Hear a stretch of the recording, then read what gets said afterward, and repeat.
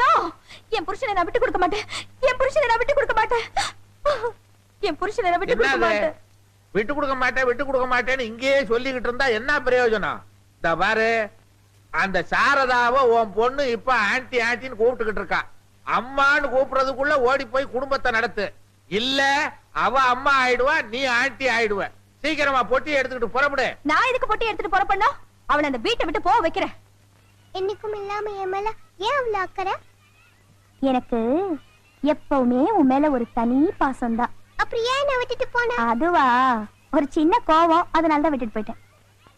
அப்புறம் இப்பயா வந்த? அதை ஏன் கேக்குற? பெரியவங்களாலதான் உங்க அப்பாவோட என்ன சேர்த்து வைக்க முடியல. உன்னாலையாவது முடியுமான்னு பாப்போம். முடியுமா? சொல்லு பாக்குறேன். நீ இப்ப என்ன பண்ற? நேரா வீட்டுக்கு போற. டாடி கிட்ட போய் எனக்கு அந்த ஆண்டிய பிடிக்கல, மம்மியை கூட்டிட்டு வாங்க, அப்பதான் சாப்பிடுவேன்னு அடம் பிடிக்கணும். எங்க சொல்லுவியா? எப்படி சொல்லுவ? அப்பா அப்பா ஆண்டிய வெளிய அமிச்சிட்டு அம்மா அம்மாவை கூட்டிட்டு வந்தாதான் நான் சாப்பிடுவேன் அப்படின்னு நீ சொன்னதா நான் அப்பா கிட்ட சொல்றேன். ஐயோ, என்ன சொன்னாலும் கேட்க மாட்டேங்குதே. வணக்கம் முதலாளி. வாங்க மாப்பிள, வாங்க வாங்க வாங்க வாங்க. என் பொண்டாட்டிட்ட கொஞ்சம் தனியா பேசணும். என்ன மாப்பிள இது? உங்க பொண்டாட்டிட்ட பேசுறதுக்கு நீங்க யார கேட்கணும்? போங்க, தனியா பேசினாதான் ஒரு நல்ல முடிவு ஏற்படும்.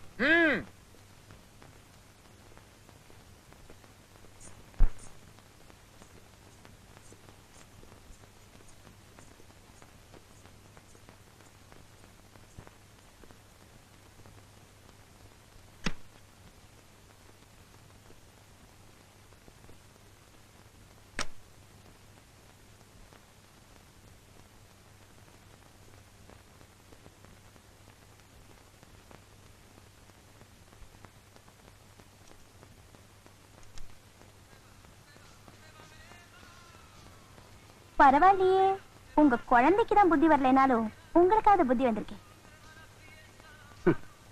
வந்து தாண்டி வந்திருக்கேன்.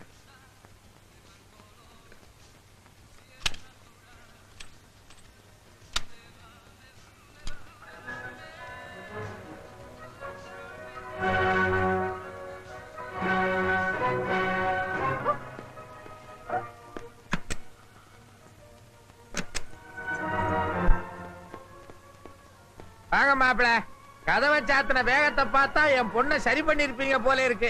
எப்ப கூட்டு போறீங்க? அவ மட்டும்னா இப்பவே கூட்டிட்டு போயிருவேன். அவ கூட இருக்கிற எல்லாத்தையும் கூட்டிட்டு போய் சொல்றான். அவ சொன்னாப்புல நாங்க வந்துருவோமா? அவ கூட இருக்கிறதா சொன்னது உங்களே இல்ல, வேற யார? அவகிட்ட இருக்கிற ஆணவம், அகம்பாவம், பிடிவாதம், பொறாம, இவங்களையெல்லாம் கூட்டிட்டு போகணும்னு சொல்றா. இதுக்கெல்லாம் என்னால தீனி போட முடியாது. இதையெல்லாம் விட்டுட்டா அவளை நான் கூட்டிட்டு போறேன்.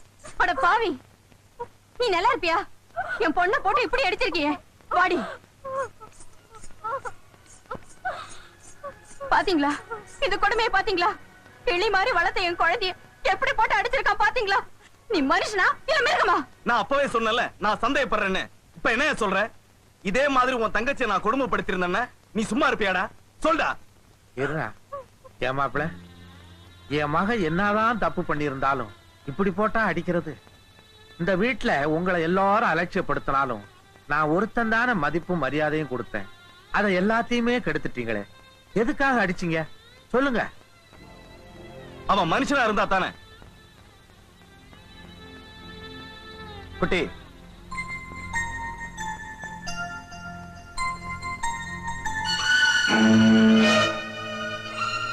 இத பாருங்க, நல்லா பாருங்க. உங்க பொண்ணை போட்டு அடிச்சதுக்கு ஆளாளுக்கு பதறிட்டீங்களே. இந்த பச்சை புள்ளைய உங்க பொண்ணு எப்படி போட்டு அடிச்சிருக்கா? இத பார்த்ததும் என் மனசு எப்படி துடிச்சு போயிருக்கும், எப்படி பதறி போயிருக்கும். இப்ப நீங்க கேட்ட அதே கேள்வி நான் திருப்பி கேட்கிறேன். நீங்க பெத்தது ஒரு மனுஷியா இல்ல மிருகத்தையா? போது நிறுத்துங்க. அந்த குழந்தைய 10 மாசம் சுமந்து பெத்தவனா? அதை அடிக்கிறதுக்கு எனக்கு உரிமை இல்லையா? என்னடி பெரிய உரிமை? நீ சுமந்தத பெருமையா நினைச்சவ இல்லடி, அத ஒரு தண்டனையா நினைச்சவ. இந்த குழந்தை பிறந்ததுல இருந்து என்னைக்காவது ஒரு நாள் பசி எரிஞ்சு அதுக்கு பால் ஊட்டி இருப்பியா? இல்ல தூங்கணும்னு தாளாட்டி இருப்பியா? அத ஒரு தொல்லையா நினைச்சு பள்ளிக்கூடத்துல சேர்க்க சொன்னியே தவிர அவளை உன் புள்ளையா நினைச்சு என்னைக்கா சீராட்டி இருக்கியாடி? வயிற்றுல சுமக்கிற பேரு தாய் இல்லடி, அதோட வாழ்க்கைய மனசுல நினைச்சு சுமக்கிறா பார், அவதாண்டி உண்மையான தாய். இப்படி தாய்க்குரிய எந்த தகுதியும் இல்லாத உனக்கு உரிமையை பத்தி பேசுறதுக்கு என்னடி யோகியதை இருக்கு? இதோ பார், இனிமே குழந்தைய உரிமைங்கிற பேர்ல அடிக்கிறத மட்டுமல்ல, நீ பாக்குறத கூட என்னால அனுமதிக்க முடியாது.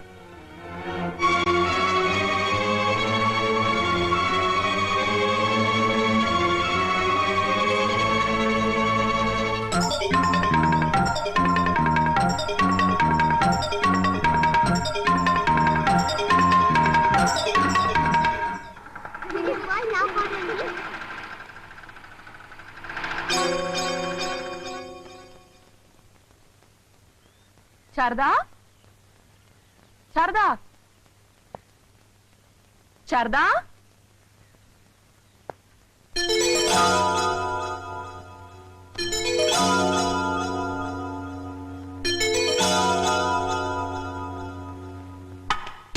சாரதா எங்க பாத்தீங்களா? பாக்கலம்மா. சாரதா விளையாட வந்தாளா? இல்லையே. சாரதா வந்தாளா? இங்க வரலமா.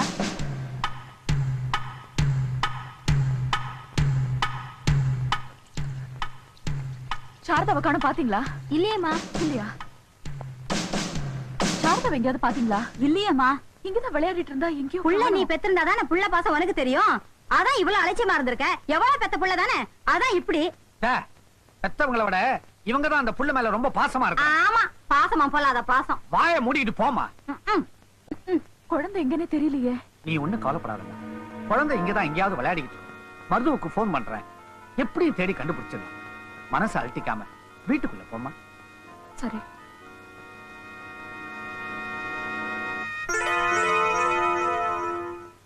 வாங்க மாப்பிள்ள வாங்க. குழந்தை இங்க வந்தாளா? குழந்தையா? இங்க வரலையா? என்னாச்சு? இல்ல, விளையாடி இருந்த குழந்தைய காணோம். ஆ? என்னது? என் குழந்தைய காணுமா? என் குழந்தைய என்ன பண்ணீங்க? என்ன பண்ணிருப்பாங்கன்னு எனக்கு தெரியும் வச்சலா. ஒரு முக்கிய அறிவிப்பு. சாரதா என்கிற 3 வயது சிறுமியை நேற்று முதல் காணவில்லை. காணாமல் போன அன்று சிவப்பு நிறத்தில் வெள்ளைப்பூ போட்ட கவுனும் வெள்ளை நிற செருப்பும் அணிந்திருந்தார். குழந்தையை பற்றி தகவல் தெரிந்தால் தொடர்பு கொள்ள வேண்டிய முகவரி ஆய்வாளர், தேனாம்பேட்டை காவல் நிலையம், சென்னை 18. நீங்க தான் சாரதாவா? ஆமா. குழந்தை கிடைச்சிட்டாளா? இல்ல, அந்த குழந்தையை நீங்க கொண்டுட்டதா எங்களுக்கு கம்ப்ளைண்ட் வந்திருக்கு. சாரதா, என்ன சொல்றீங்க நீங்க? எனக்கும் அதுக்கும் என்ன? ஸ்டேஷனுக்கு வாங்க, அங்க எல்லாம் பேசிக்கலாம். அட வாங்கம்மா போலாம். ஜீப்ல ஏறுங்க.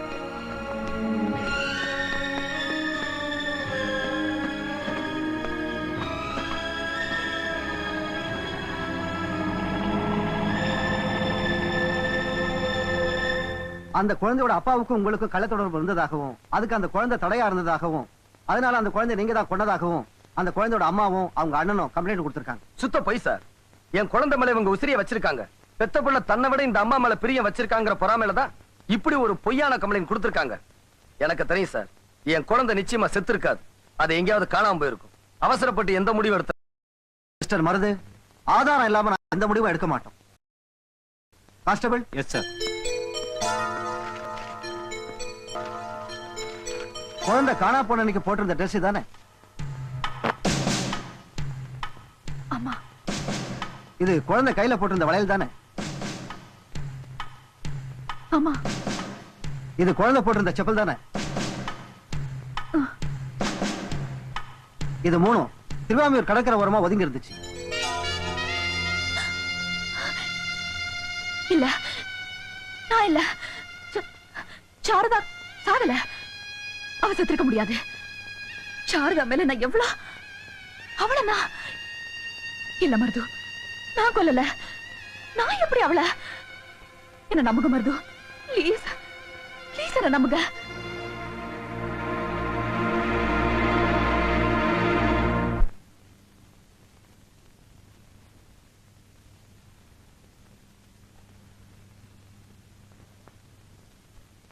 நான் மருது வந்திருக்கேன்.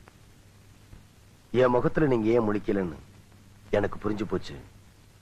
கௌரவத்தை கொடுத்தவங்களே கேவலப்படுறதுக்கு இவனும் ஒரு காரணமாயிட்டானே. இந்த விசுவாசம் இல்லாத மனுஷ முகத்துல எப்படி முழிக்கிறதானே பார்க்காம இருக்கீங்க? உங்க உழைப்பால, உங்க திறமையால முன்னுக்கு வந்த நீங்க, உங்க அந்தஸ்துக்கு காரணமே நான் வாங்கி கொடுத்த ஒரு தையல் மிஷின் தான் நினைச்சு உங்க வாழ்க்கையை எனக்கு அர்ப்பணிக்க நினைச்சீங்களே. அந்த நினைப்பு ஒண்ணு போதாதா? நான் உங்களையே சந்தேகப்படுவேன். நீங்க என் மேல வச்சிருக்கிறது பாசம் தான், நான் உங்க மேல வச்சிருக்கிறது பக்தி. அவசரத்துல அர்ச்சகரை சந்தேகப்படலாம், ஆனா ஆண்டவனையா சந்தேகப்படுவாங்க? ஏன் சுயமரியாதையை காப்பாத்திக்கிறதுக்காக உங்க வீட்டுக்குள்ள நுழைஞ்சு உங்க நிம்மதியை கெடுத்ததும் இல்லாம இப்ப நீங்க உங்க குழந்தைய பிரியறதுக்கும் நான் காரணமாயிட்டேன். அந்த குத்தத்துக்காகத்தான் உங்க முகத்துல முழிக்க முடியாம இன்னைக்கு நான் கூனி குறிய நிக்கிறேன். மருது, இது வரைக்கும் உங்களை நான் உதவின்னு கேட்டதே இல்ல. இன்னைக்கு கையெடுத்து கும்பிட்டு கேக்குறேன், செய்வீங்களா? தெரியும், உங்களை ஜாமீன்ல எடுக்கணும், நீங்க நிரபராதி நிரூபிக்கணும், அதானே ஏற்கனவே ஏற்பாடு செஞ்சுட்டு வந்துட்டேன். இல்ல மருது, இல்ல. எனக்கு தேவை இந்த சிறையில இருந்து விடுதலை இல்ல, என் மனசை போட்டு தச்சிட்டு இருக்கிற உறுத்தல்ல இருந்துதான். மருது, நான் உங்க மனைவியை பார்க்கணும், அழைச்சிட்டு வருவீங்களா? இவ்வளவுக்கு காரணம் அவதான். அவ முகத்துல என்ன முழிக்க சொல்றீங்க? இல்ல மருது, பொம்பளைங்க மாதிரி பயப்படுறவங்களும் இல்ல, நிலைமை வந்துட்டா அவங்கள மாதிரி துணிறவங்களும் இல்லம்பாங்க. உங்க மனைவிக்கு அப்படி ஒரு நெருக்கடி ஏற்படுத்தினது ஏன் தப்பு தான். அதுக்காக நான் அவங்க கால்ல வேணா விழுந்து மன்னிப்பு கேட்கிறேன். இப்ப எனக்கு வேணுங்கிறதெல்லாம் உங்க குழந்தை உயிரோட இருந்தா அதுவே எனக்கு போதும். நான் உங்க வீட்டுல இருந்து மட்டும் இல்ல, இந்த உலகத்தை விட்டே போயிடுறேன். இந்த பழியில இருந்து மட்டும் என்ன காப்பாத்துங்க மருது, தயவு செஞ்சு என்ன காப்பாத்துங்க மருது.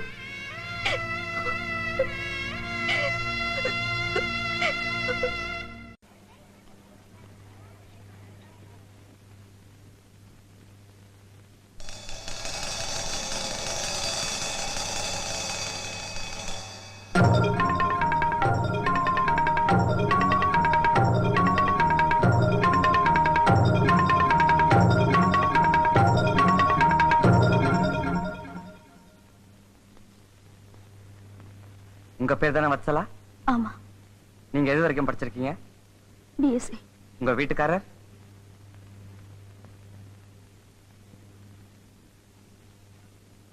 எட்டாவது வரைக்கும். ஆக பிஎஸ்சி வரைக்கும் படிச்ச நீங்க 8வது படிச்சவரை எப்படி கல்யாணம் பண்ணீங்க? எங்க அப்பா தான் கல்யாணம் பண்ணி வச்சாரு. ஆக இந்த கல்யாணத்துல உங்களுக்கு விருப்பம் இல்ல? Objection your honour. விருப்பம் இல்லாமல அவங்க ஒரு குழந்தைக்கு தாயா இருக்காங்க. சட்டப்படி தப்பு. எது? விசாரணை பண்ணிக்கிட்டு இருக்கும்போது குறுக்க பேசுறது தப்புங்கிறேன் your honour. Yes proceed. Thank you. உங்க புருஷன் மேல உங்களுக்கு பிரியம் அதிகம். ஆமா. உங்க வீட்டுக்காரர் நீங்க கடைசியா எப்ப பாத்தீங்க? போன வாரம் எங்க வீட்டுக்கு வந்துட்டு போனாரு. உங்களை கூட்டி போக வந்திருந்தாரா? இல்ல. பின்ன? என்ன வீட்டுக்குள்ள கூட்டிட்டு போய் குழந்தைய ஏண்டி அடிச்சு என்ன அடிச்சாரு. ஆக நீங்க குழந்தைய அடிச்சீங்க? ஆமா. Note this point your honour. கடைசியா உங்க குழந்தைய நீங்க எங்க பாத்தீங்க? அவ படிக்கிற கான்வென்ட்ல. எதுக்கு போனீங்க? அவங்க அப்பாவோட சேர உதவி பண்ணும்படி குழந்தைகிட்ட சொல்ல போன. அப்பவும் குழந்தை மேல உள்ள பிரியத்துல நீங்க போகல, அப்பா கிட்ட தூது போக சொல்லத்தான் போனீங்க. அத அந்த குழந்தை கேட்கல, அதனால நீங்க குழந்தைய அடிச்சீங்க. ஆமா. புருஷனோட சேர்ந்து வாழ உங்க குழந்தை உங்களுக்கு உதவி செய்யல. அது இருந்து ஒண்ணுதான் இல்லாத ஒண்ணுதான் உங்களுக்கு ஒரு விரக்தி வந்தது. அந்த விரக்தியில குழந்தைய நீங்க கொன்னுட்டீங்க. இல்ல இல்ல, நான் கொல்லல, நான் கொல்லல. Objection your honour. பேர் என்னப்பா? முத்தினுங்க. என்ன தொழில்? கடல்ல மீன் பிடிக்கிறதுங்க. இந்த Dress வளையல் ஷூ எல்லாத்தையும் போலீஸ் ஸ்டேஷனுக்கு நீ தானே எடுத்துட்டு வந்து கொடுத்த? ஆமா, நான் தான் கொடுத்தேன். எங்க இருந்து எடுத்த? கடல்ல மீன் பிடிச்சிட்டு வரும்போது கரையில இருந்துச்சு, கொண்டாந்து. சரி, கரையில ஒதுங்கி இருந்தது, அங்க குழந்தை இருந்துதான் தேனியா? தேனுங்க, பக்கத்துல ஒரு சுழல் இருந்தது, அதுல குழந்தை மாட்டி செத்து இருக்குமோன்னு நினைச்சு துணியை கொண்டு வந்து போலீஸ் ஸ்டேஷன்ல கொடுத்துட்டாங்க. சரி, நீ போகலாம். போய் சொல்றா, என் குழந்தைய நான் கொலை செய்யல, நான் கொலை செய்யல. போய் சொல்றா. அவங்க போய் சொல்லல, நீதான் போய் சொல்ற. நீதான் அந்த குழந்தைய கொலை பண்ணிருக்க, இதான் உண்மை. Objection your honour. அவங்க கொலை செஞ்சத கண்ணால் கண்ட சாட்சியங்கள் கிடையாது. யூகத்தின் பேர்ல அவங்களை குற்றவாளி ஆக்குறத நான் அப்ஜெக்ட் பண்றேன். மை லார்ட், கொலைக்கு கண்ணால கண்ட சாட்சியங்கள் இருக்கணும்னா பல குற்றவாளிகளுக்கு தண்டனை கொடுக்கவே முடியாது. அதுவும் அங்க நின்னுட்டு இருக்காங்களே, அவங்களையாவது நீ பாத்திருக்கியா? பாத்திருக்கேன். எங்க? என் எதிர் வீட்டுல குடி இருந்தாங்க. இப்ப அவங்க எங்க இருக்காங்க? இப்ப எங்க வீட்டுல இருக்காங்க. ஏன் அவங்க அங்க இருக்காங்கன்னு கொஞ்சம் விளக்கமா சொல்ல முடியுமா? நான் சொல்லட்டுமா?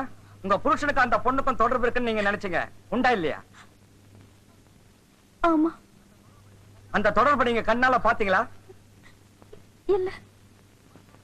பார்க்காம எப்படி நினைச்சீங்க? இருக்குமோன்னு யோகிச்சு. அப்ப கண்ணால பார்க்கலனாலும் யூகிக்கலாம், அப்படித்தானே? யுவர் ஆனர், யூகத்தின் அடிப்படையில் குற்றம் சாட்டக்கூடாதுன்னு எதிர்த்தரப்பு வக்கீல் சொன்னாரு.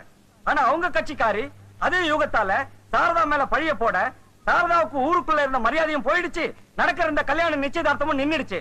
யுவர் ஆனர், உயிரை கொல்றது மட்டும் கொலை இல்ல, உணர்ச்சிகளை கொல்றதும் கொலைதான். இப்படி யூகத்தின் அடிப்படையில எத்தனையோ பேர் உணர்ச்சிகளை கொண்ட இவங்களுக்கு தனக்கு விருப்பம் இல்லாத, தனக்கு உதவி செய்யாத தான் குழந்தைய கொல்றது பெரிய விஷயம் இல்ல.